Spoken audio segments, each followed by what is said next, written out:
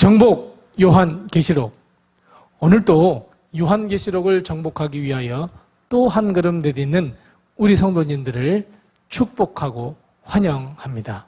또한 제가 주의 이름으로 응원합니다.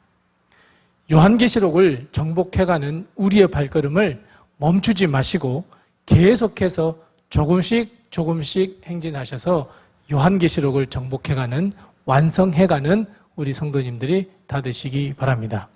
오늘은 요한계시록 5장, 봉인된 두루마리 책, 그리고 신천지, 하나님의 교회, 더불어 제2의 메스가 그렇게 강조하고 있는 새 노래에 대해서 우리가 한번 살펴보도록 하겠습니다.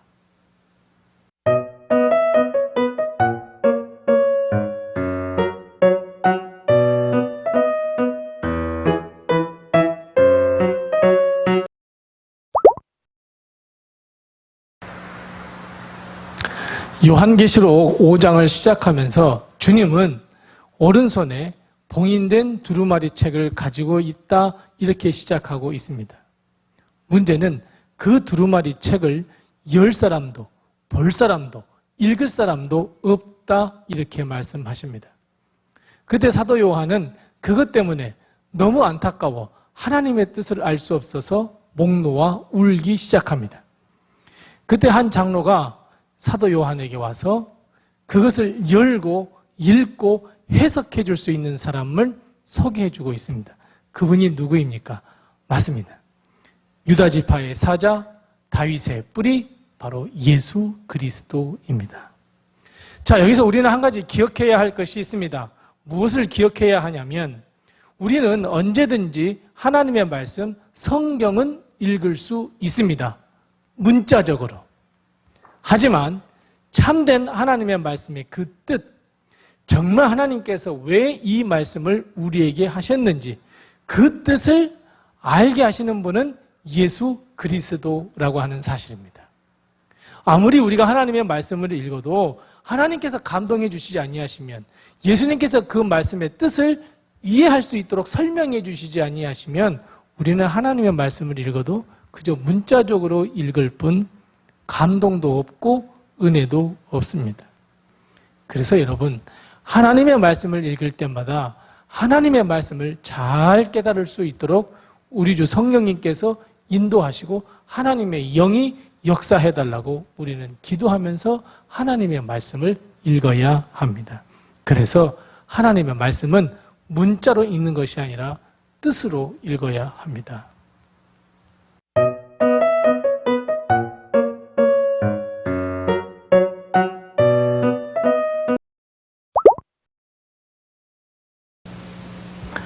예수 그리스도를 주님으로 영접한 사람들은 쉬지 말고 기도해야 한다라고 하는 사명을 받은 사람들입니다. 그런데 여러분, 혹시 우리가 기도하면서 나의 기도가 하나님께 상달되지 않았을까 하는 걱정을 하면서 기도하시는 분 계시지 않습니까? 오늘 말씀을 보면 절대로 그럴 일이 없다 말씀하는 것을 볼 수 있습니다. 왜요?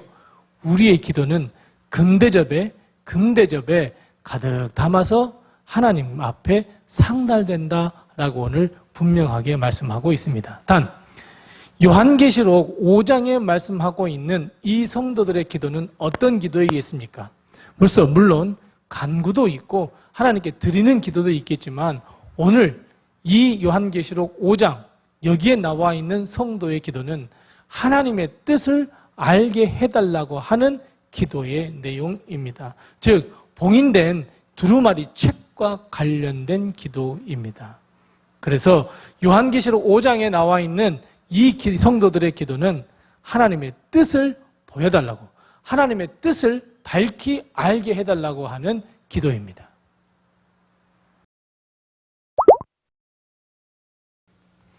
요한계시록 5장에는 아주 묘한 흐름이 뒤바뀌는 것을 볼 수 있습니다. 요한계시록 5장 전반부에는 예수님께서 들고 있는 봉인된 두루마리 책에 온 관심이 쓰여졌다고 한다면, 후반부에 가면 7절 말씀부터 봉인된 두루마리를 열 수 있는 분이 예수 그리스도다라고 하는 말을 듣게 되자 모든 관심은 누구에게 쏠리게 됩니까? 맞습니다. 예수 그리스도에게 쏠리게 됩니다. 즉 처음에는 봉인된 두루마리의 책에 관심이 쏠렸다가 이제는 예수님, 그 어린 양이신 예수님께로 관심이 쏠리자 사람들의 태도가 바뀝니다. 어떻게 바뀝니까? 처음에 그 봉인된 두루마리 책을 볼 때는 그 책의 내용에 관심이 있었지만 예수 그리스도를 알게 된 후 예수 그리스도가 그 모든 것을 해석하고 보여주고 깨닫게 해주신다 하는 것을 깨달았을 때에는 모든 초점이 예수 그리스도에게 맞춰지면서 찬양하며 새 노래로 하나님께 영광 돌리고 있는 것을 볼 수 있습니다. 요한계시록 5장에서 우리가 꼭 기억해야 할 또 다른 하나는 봉인된 그 책, 봉인된 두루마리 책의 내용 관심이 있겠지만 우리는 주님께 더 관심을 가져야 합니다. 왜요? 아무리 봉인된 그 두루마리 책을 우리가 읽는다 하더라도 주님께서 우리에게 가르쳐 주시거나 읽어주시지 아니하신다면 우리는 그 뜻을 아무도 알 수 없기 때문에 오히려 우리는 예수 그리스도에게 우리의 모든 관심과 초점을 맞추며 오늘 말씀처럼 주님께 초점을 맞추는 자는 새 노래로 하나님께 영광을 돌리게 됩니다. 그래서 여러분 하나님을 찬양하는 것, 어린 양이신 예수 그리스도를 찬양하는 것 꼭 잊지 않는 우리 성도들이 다 되시기 바랍니다.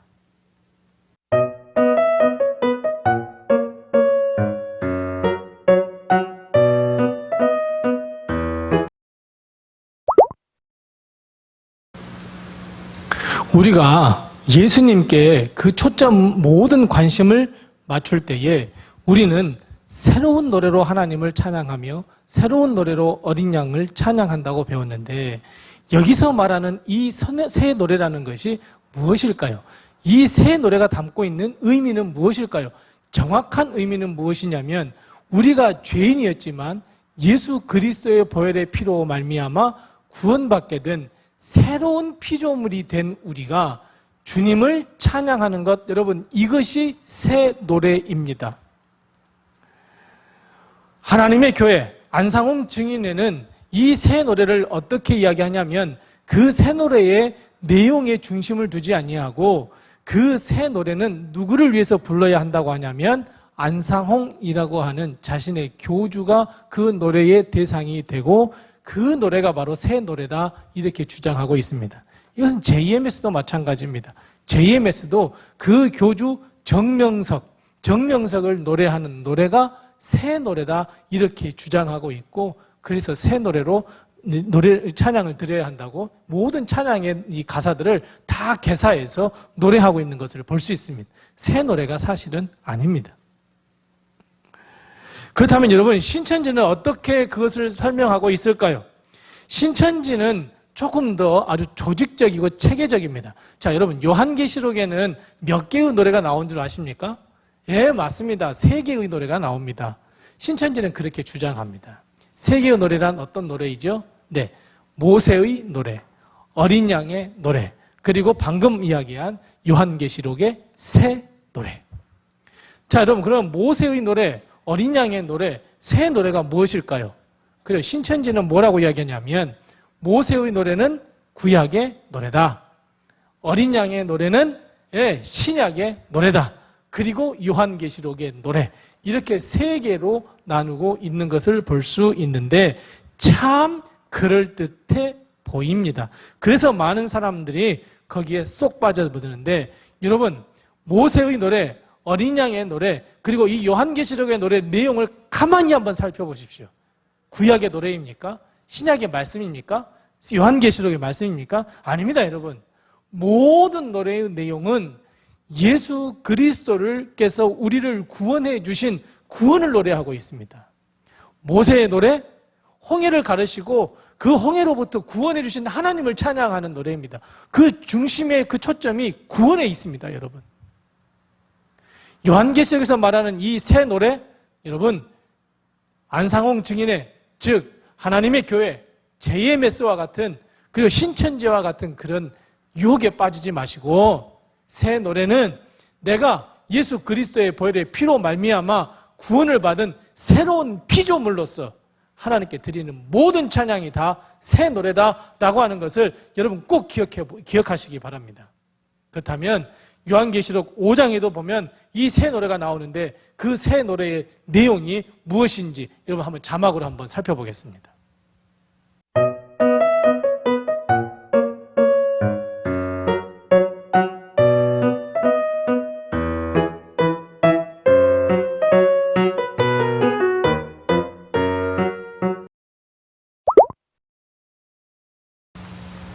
방금 자막에서 보셨듯이 이 요한계시록 5장에 나와 있는 새 노래의 내용은 무엇입니까? 맞습니다. 철저하게 구원에 맞춰져 있습니다. 무슨 신천지가 이야기하는 것처럼 모세의 노래는 구약 성경이야, 구약의 노래야, 어린 양의 노래는 신약의 노래야, 그리고 요한계시록에 있는 것은 계시록의 노래, 새 노래야. 여러분, 이런 미혹에 절대 빠져서는 안 됩니다. 다시 한번 말씀드립니다.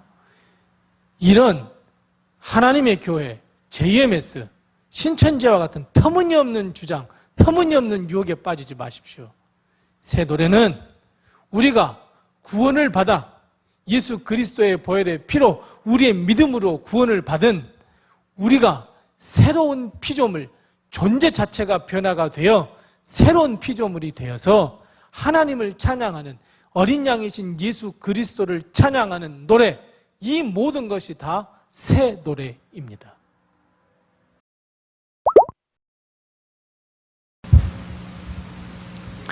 우리는 지금까지 요한계시록 5장, 봉인된 두루마리 책, 그리고 대부분의 이단이 주장하고 잘못 해석하고 우리를 유혹하는 새 노래에 대해서 살펴보았습니다. 여러분, 부탁드립니다.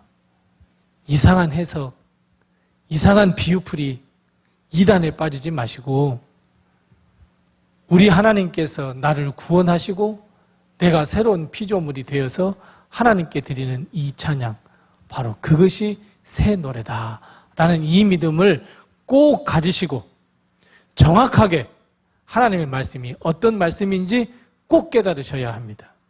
이단은 성령이나 예수 그리스도가 저들의 마음에 지혜를 주는 것이 아니라 사람의 마음으로 우리를 미혹하기 위한 미혹하는 영임을 여러분 꼭 깨달으시고 우리의 모든 하나님의 말씀은 하나님의 말씀으로, 하나님의 영으로, 성령의 능력으로 우리가 해석하고 믿게 된다는 것을 여러분 꼭 기억하시기 바랍니다. 여러분, 이런 마음을 갖는 것이 요한계시록을 정복해 가는 과정이고 결국은 정복할 수 있는 비결입니다. 오늘도 요한계시록 5장의 말씀을 우리 함께 살펴보았습니다. 함께 해주신 여러분들에게 참 감사를 드리면서 다음 주에 우리 6장의 말씀을 가지고 우리 다시 한번 찾아뵙도록 하겠습니다. 감사합니다.